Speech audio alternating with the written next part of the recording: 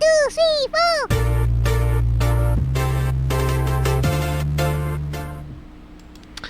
Halo Gunarwan dan Gunarwati sekalian, ketemu lagi ya di channel saya Gunar Os. Dan ya, kali ini kita akan melakukan preview ya di segmen baru kita ini, ngintip lawan. Jadi ini segmen yang akan saya gunakan untuk melakukan preview pertandingan yang akhir pekan ini. Kita akan bertemu dengan Bournemouth ya di Emirates Stadium. Pertandingan yang menurut saya mungkin bisa digunakan oleh Arsenal untuk untuk uji coba posisi gitu ya. Terutama ini mungkin nanti kita akan bahas ya untuk posisinya Odegaard yang mungkin kayaknya perlu kita refresh gitu ya. Oke teman-teman, sebelum kita bahas lebih lanjut, perkenalkan dulu, channel saya adalah fans channel Arsenal. Jadi kalau teman-teman ngefans dengan Arsenal atau suka dengan konten-konten sepak bola semacam ini, boleh di like, share, dan subscribe ya.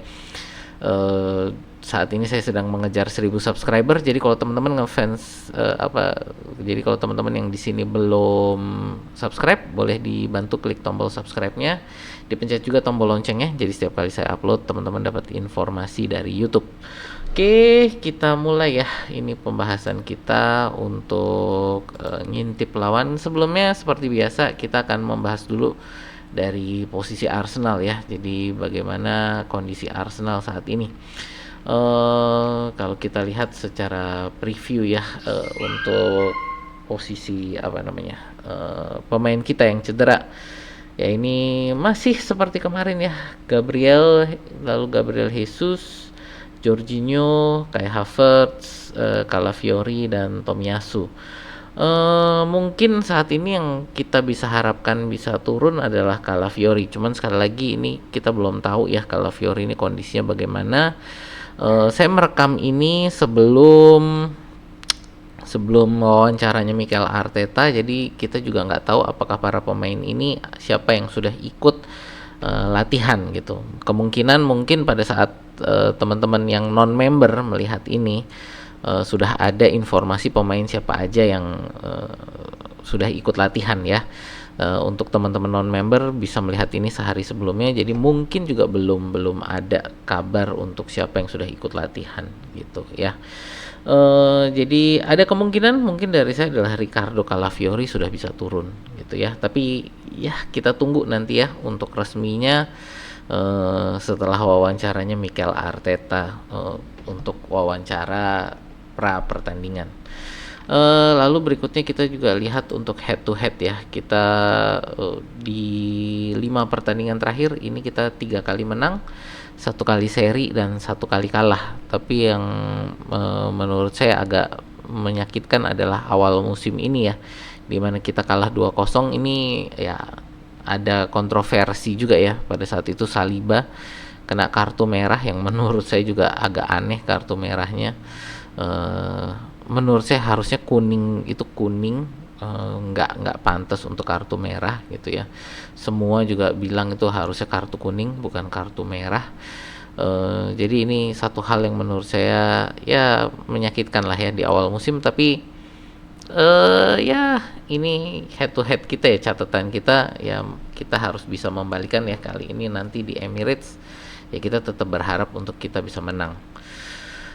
Jadi ya ini untuk kondisi Arsenal. Sebentar juga ini ya, kalau kita lihat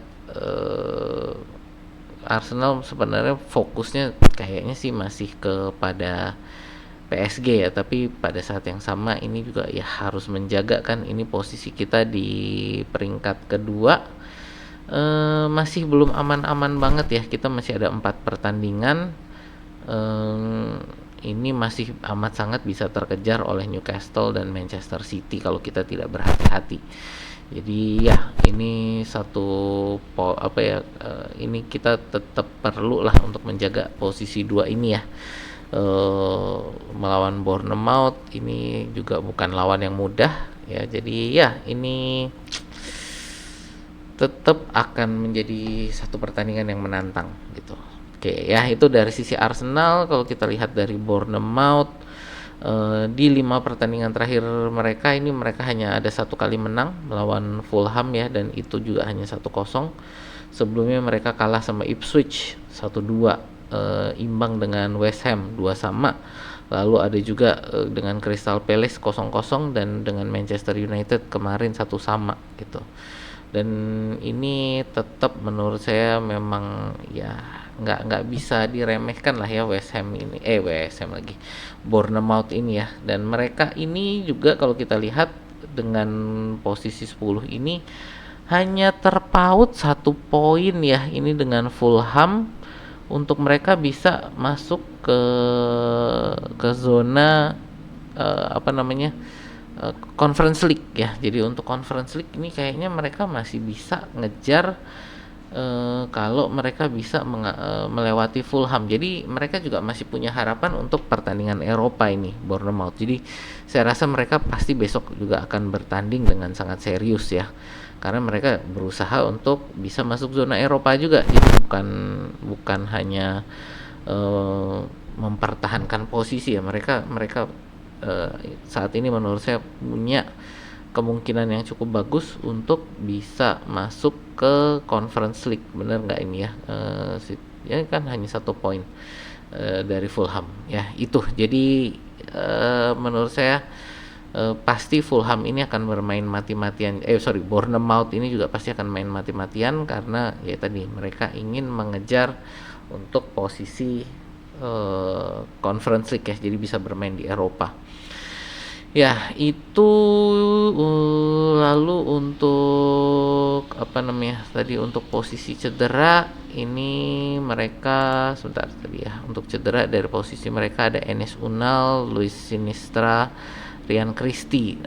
Lalu juga ini Evan Nielsen ya kena kartu merah kemarin pada saat pertandingan Manchester United. Tapi apa kartu merahnya ini sudah dibanding dan mereka dan Bournemouth ini menang. Jadi kartu merah Evan Nielsen ini hukuman bertandingnya sudah ditarik. Jadi dia kayaknya nanti bisa turun melawan Arsenal gitu. Nah, ini ya pemain mereka yang menurut saya juga sangat penting ya karena mereka itu striker mereka, ujung tombak mereka. Jadi ya menurut saya sangat penting bagi Bournemouth ini Evan Nielsen sudah bisa kembali. Jadi kekuatan menyerang mereka juga tidak berkurang ya ini dengan kembalinya Evan Nielsen. Ya itu jadi untuk kondisi Bournemouth. Sekarang kita akan membahas untuk perkiraan formasi ya. Oke sebentar. Oke untuk perkiraan formasi. Nah ini yang menurut saya ya ini apakah kita bermain rotasi ataukah kita akan bermain dengan full team? Yang pasti kalau dari saya kalau kita mau ngomong rotasi ya ini kayaknya Miles Lewis Kelly akan diganti dengan Zinchenko. Kalau Calafiori sudah balik, misalkan Calafiori di sebelah sini ya Calafiori. Jadi kalau Calafiori udah balik, menurut saya kemungkinan sih back kiri kita akan Calafiori. Tapi semisal belum sembuh, bisa jadi Zinchenko yang akan turun di sebelah kiri ini. Untuk di tengah saya rasa ini Saliba dan Kiwior tetap yang akan diturunkan karena kita memang tidak ada siapa-siapa lagi untuk merotasi mereka gitu ya. Timber di sini saya rasa akan digantikan oleh Ben White ya yang kayaknya sih sudah sembuh dan mungkin perlu juga dia untuk terus bermain untuk mendapatkan match fitness ya. Jadi ya ini kemungkinan besar menurut saya akan Ben White di sebelah kanan. Nah ini midfield ini yang akan menarik menurut saya. Odegaard ini kita tarik dulu ya ke sebelah sini. Bukan saya bilang ini Odegaard tidak akan starter, tapi saya mau konsentrasi dulu untuk dua posisi yang lain. Yang pasti ini Thomas Partey ya akan turun menurut saya. Mana ini Partey Thomas mana sih Partey? Tierney, Sterling, Nwaneri, Timber. Ini dia Partey ya. Lalu di sebelah kirinya ini Declan Rice. Lalu kita juga ngomong dulu untuk penyerang kita. Menurut saya sih kayaknya ini akan tetap Martinelli, Trossard, tapi kayaknya di sebelah kanan kemungkinan besar akan dirotasi ini adalah Sterling ya untuk di sebelah kanan. Jadi saya rasa untuk penyerang kita tetap akan bermain Martinelli, Trossard di depan dan kiri, lalu di kanannya ini akan diganti Sterling. Nah Sekarang saya mau ngomong untuk posisinya midfield kanan ini ya.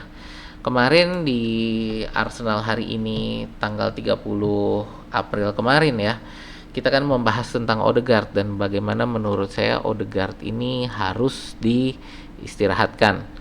Di pertandingan Bournemouth ini saya tetap merasa oke, Odegaard starter. Oke.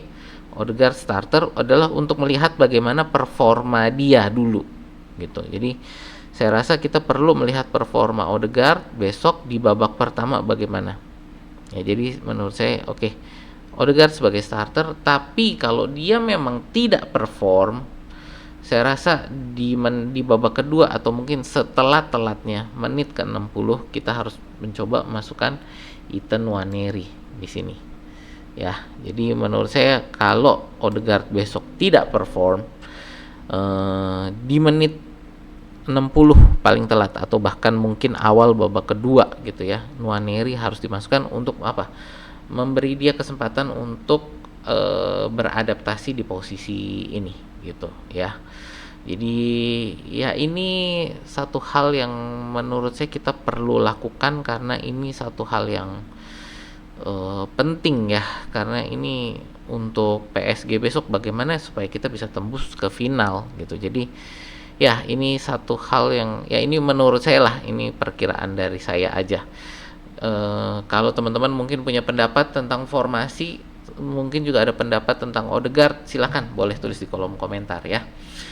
Jadi ini untuk perkiraan formasi yang saya, ya ini perkiraan saya pribadi. Sekali lagi mungkin kalau teman-teman ada yang tidak setuju atau mungkin teman-teman punya formasi yang teman-teman harapkan bisa turun, boleh sekali lagi tulis di kolom komentar ya.